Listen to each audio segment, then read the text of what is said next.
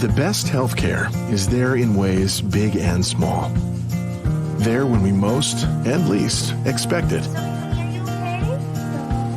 We may not see it, but we feel it. It lets us know we're not in this alone.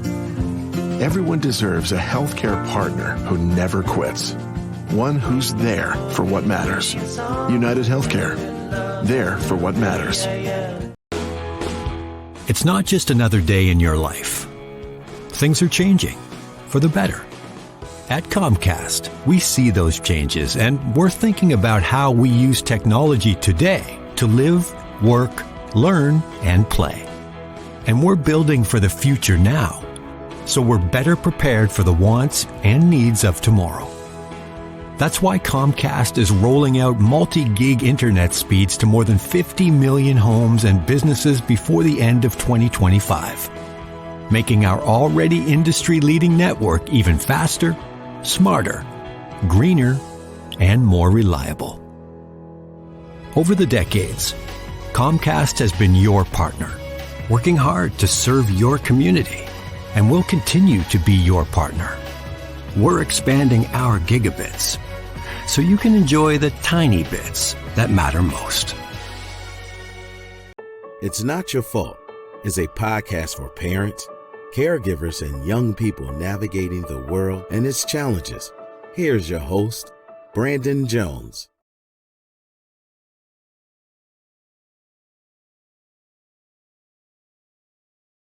Greetings, everyone, and welcome back to another installment of It Is Not Your Fault, a teen mental health podcast. I am your host, Brandon Jones.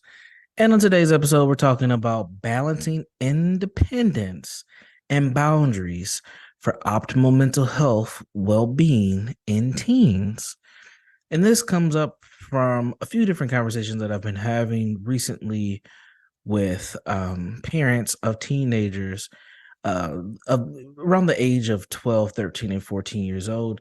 They're starting to see this shift in desire of being more independent. Young people want to go to the movies. They want to go to the store. They want to hang out at their friend's house and play video games. They want to be left alone. They want to do their own thing.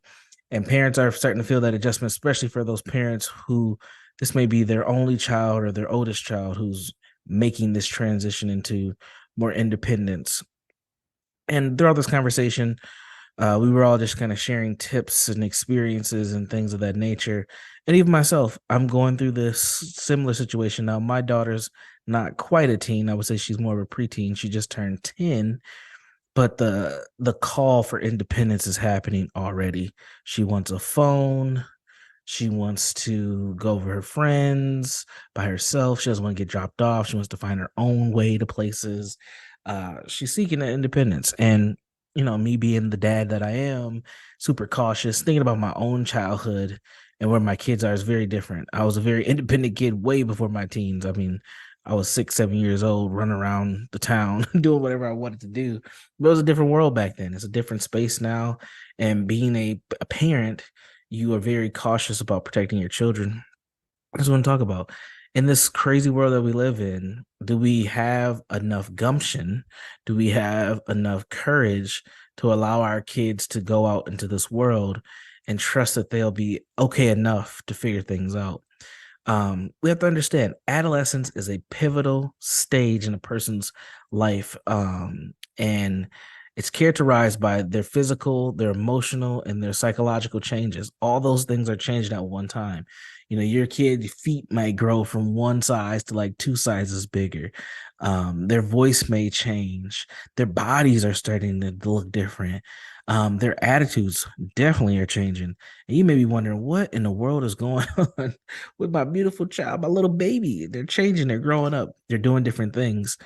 And we have to adjust to that. So during this transformational period, many teens begin to explore their independence.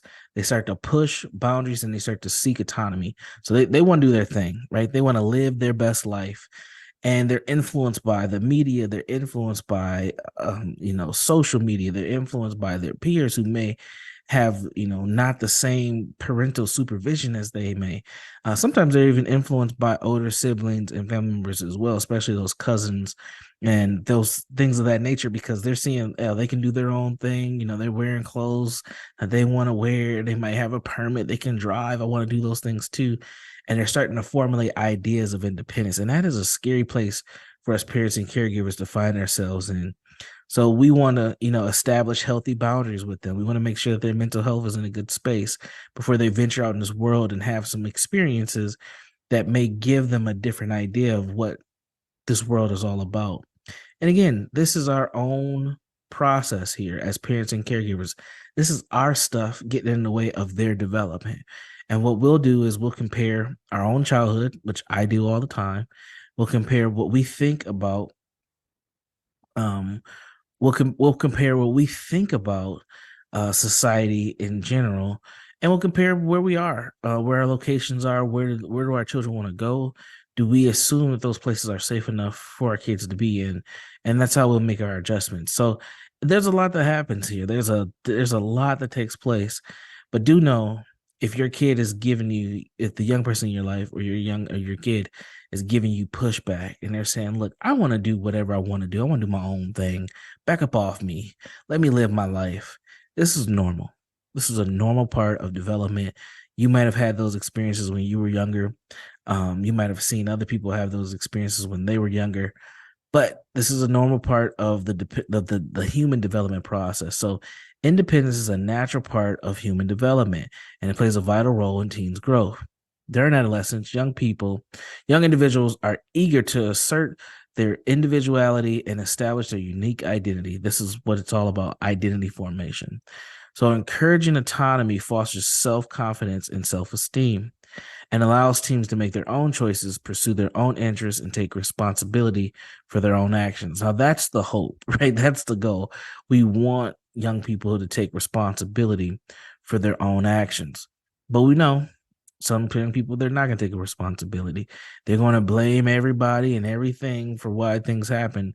And sometimes life becomes the best teacher in those moments, because when, they lose relationships or they get in trouble, or they may get swindled out of their money, or they might have gone broke because they spent all their money buying junk food or whatever. Life's the best teacher sometimes. We have to allow for some of it to happen.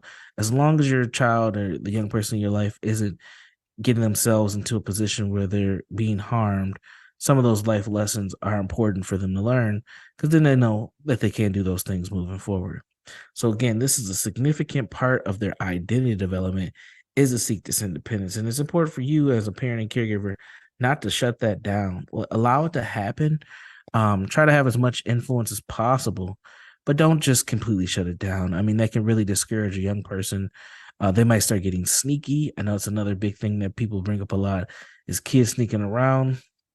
They might internalize some of the restrictions that you're putting on them as self-hatred.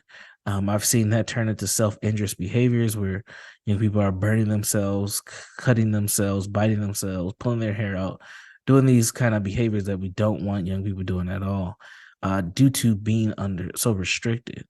And some young people, they'll even self-isolate. Even when they have the opportunity to be social with other people, they choose not to, and they'll just stick to one another because they're tired of dealing with, the trouble. Or they don't want to deal with what comes after having that fun experience, the ridicule and the disrespect that they feel from their parents. Even if you don't feel like you're doing it as a parent caregiver, they still feel it. They still feel it that way. So it's important. I'm going to shift gears a little bit and give some tips, because we don't do any podcasts without giving tips. We always give tips and understandings. So when we talk about boundaries in young people's lives, there's always this question of what level of control do they have when it comes to boundaries? Do they have any control? They probably shouldn't be saying anything. They should be thankful that you're giving them the opportunity to do anything, right? That's how my mom and used to talk to my brothers and myself, even though I had a lot more freedom to do whatever I wanted to do than my brothers. There were those moments where those things came up. So boundaries are the limits and guidelines set to help young people navigate the challenges and maintain their level of safety and responsibility. Establishing boundaries does not mean that you're restricting the independence, but you're providing a framework for how they're supposed to govern themselves or interact within the rules of or the expectations that you've put upon them. So typically, our boundaries are going to include a level of safety. Obviously, you want your young person to be safe. So boundaries protect teens from engaging in risky and harmful behaviors by setting limits and certain activities and or interactions parents can mitigate any potential danger. So you're really just doing safety precautions. But again, don't put your child on lockdown. It can cause bigger issues than you want. But make sure that they're developing enough and that you respect them enough, I should say, that they will do the right thing. The next thing is emotional well-being. So boundaries. Clear boundaries are often stable and predictable. It creates a safe environment for teens and express the emotions and development healthy coping mechanisms as well. So, as you are allowing your young person to go out there and experience the world, do they have what they need to cope? If somebody calls them a name, are they gonna fall to the ground and cry like a child, like a toddler? Or are they going to say, you know what, that's not who I am. I don't appreciate you talking to me like that. And then they end up leaving or whatever, right? So they're standing up for themselves ultimately. How do we do that? Because that's good for their mental and emotional well-being, where they feel like they can cope and deal with those adversities that show up in their life. Another one that's huge is respect. One of the biggest things that I've noticed with a lot of young people who I've done therapy with is that they feel disrespected by their parents. And a lot of times that defensiveness that is created is due to the level of feeling disrespect. And I think we kind of conflate what respect is sometimes. Respect doesn't mean that, you are allowing certain things to happen. Respect means that you're giving the opportunity to understand one's position, even if you don't agree with the end result being that position. So, respect is important. And I think for many communities, the community I come from myself, it's like one of the key things. Like if a young person doesn't feel respected by you, they won't even talk to you. They will not even connect with you. So you have to set that tone right away when you are attempting to build those relationships and those boundaries. And then I would also say learning responsibility would be another thing to add here as well. So boundaries teach teens accountability and consequence for their actions, which are critical life skills. But what the other thing is too is being able to just understand that this is my space and I need you to back up, and advocating for yourself is a huge, huge plus when it comes to developing boundaries in young people. So balancing independence and boundaries. A couple more tips before we wrap up today's podcast. So the first thing is you want to have effective communication. You hear me talk about this all the time. Effective communication looks different in different households, but I can tell you there's some similarities that you don't want showing up in your household, like young people cussing out their parents or the caregivers, or even the parents and caregivers just cussing out the young person. You don't want that. You don't want to limit your communication to one style. It's something that I've been very, very I've been hypered on here on the podcast lately. Is you have to be able to expand the styles. Sometimes it's through text, sometimes it's through handwritten notes, sometimes it's talking, sitting down, having a conversation, sometimes in a car ride where it's kind of quick. But you have to be able to figure out what's effective communication for your young person and yourself. The next thing is be firm, but be flexible. If you say, I need you back here by 10 o'clock, and please don't go to X area of town or don't go down, to this street or whatever. That's what you mean. Be flexible. Maybe they're like, hey, we're not going to go to that street, but I really want to go to this person's house because they're going to have ice cream and cake because it's their birthday. I might not be able to make it back by 10, but if I make it back by 10:30, will that be a problem? So for me, if I feel like the location they're going to is close enough, safe enough, then I will also see and say, okay, now you can go here and you can do these things and that's acceptable and that's okay. So compromising is big when we're doing this. Encourage decision making. So don't just dictate everything. Encourage some conversation, some collaboration, and allow the young person to make some decisions. Now, you're always going to have final say, typically, because you're a parent, but allow for the young person to have some direction where they're going as well. Lead by example is number 4. Make sure that whatever you're doing or whatever you're telling your kids to do, you're doing too. And then number 5 is respect privacy. This is hard as a parent. As a parent, you probably don't think that your child has any privacy. You know, I've heard parents say things like, you know, you may sleep in this room, but this is my house, and I'm gonna take the door off the hinges. like parents don't be playing. So it's important for us to understand that we have to figure out, just like effective communication, we have to figure out what's effective respect and how do we respect one another's privacy and allow young people to have some sort of autonomy when they're doing their own thing. If you feel like your child is not mature enough to do these activities, but you understand that they may be old enough to do it, just let them go. Let them figure it out, and it's going to be okay. All right, lastly, then we're going to wrap up, is make sure that, and I say this, broken record, seek outside supports if necessary. Again, those don't have to be mental health professionals. They could be counselors. They could be therapists, pastors, imams, whomever you seek guidance from. Do not sell yourself short. Make sure you can talk to those people about these things that show up as well. So you got to find that equilibrium between independence and boundaries. And there is a balance between those things. It is not easy, but it is something that it can be done if you're willing to be intentional about it. So I'm going to pause here. We'll talk more about this as we go throughout the podcast. Again, It Is Not Your Fault, a teen mental health podcast. I am your host, Brandon Jones. You can find me in 3 places. The first place is on my website, jegna.org. That's JEGNA.org, jegna.org. The second place is ShalettaMakesMeLaugh.com. That is ShalettaMakesMeLaugh.com. And then the third place is where we share the resources from the podcast, the actual podcast itself. Is It Is Not Your Fault podcast on Facebook. Go ahead and put that in your search. You'll find us, and you can ask me questions. Maybe you have something going on between yourself and the young person or young people in your life, and you would like some strategy, some thought around it. Feel free to submit your questions there. Otherwise, I will talk to you all soon. Take care. To check out previous episodes of It's Not Your Fault, or to learn more about Brandon Jones, log on to ShalettaMakesMeLaugh.com. Hi, I'm Shaletta Brundage. I'm a media personality, podcaster, and a business owner. But my most important role is mom. 3 of my beautiful kids have been diagnosed with autism spectrum disorder. When I didn't know who to trust or where to turn, I found ACRA. ACRA provides home care services to families all over Minnesota. The care is not one size fits all. They know each one of my kids is unique. They listen to what resources we needed and what's best for our family.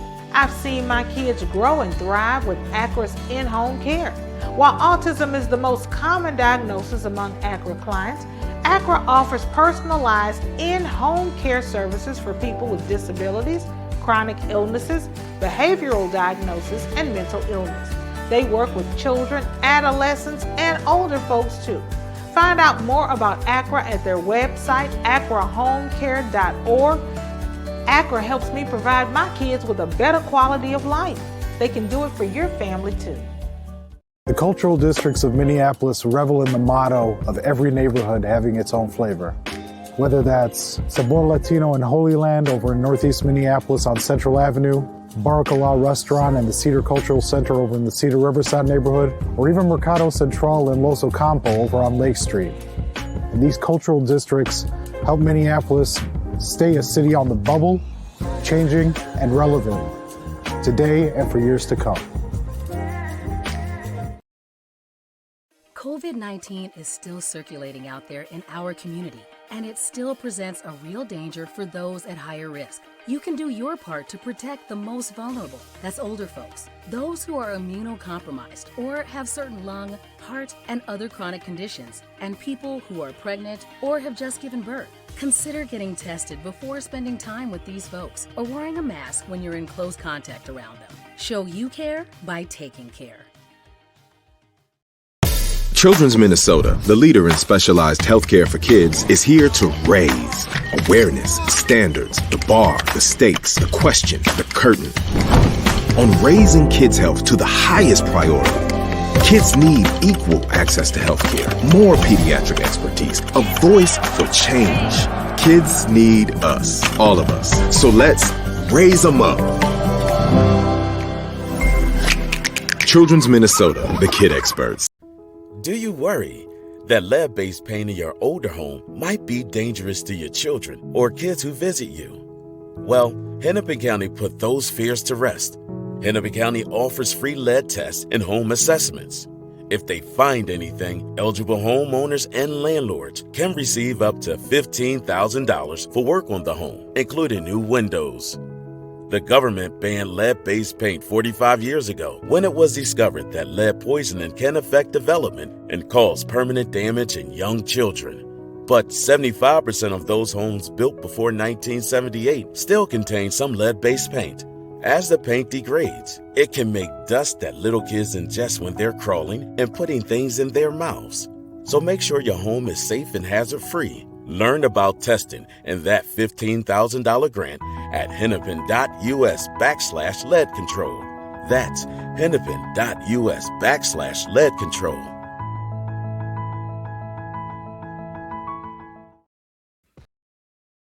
You know Shaletta makes you laugh, but did you know Shaletta Brundage can also make you think and boost your business? Media personality, activist, and comedian Shaletta Brundage founded Shaletta Makes Me Laugh to celebrate and share the best of Black culture. It's a podcasting platform. You can download 10 weekly podcasts hosted by African-American subject experts at ShalettaMakesMeLaugh.com or wherever you find your favorite podcasts. ShalettaMakesMeLaugh.com is also a production house, creating broadcast-quality commercial content. And Shaletta and her team of storytellers create powerful promotional campaigns to get businesses the brand awareness they're looking for. Some of Minnesota's top businesses trust Shaletta, and you can too. Get out the word about your events and products and get in front of communities of color with ShalettaMakesMeLaugh.com. She's got the power to help your business.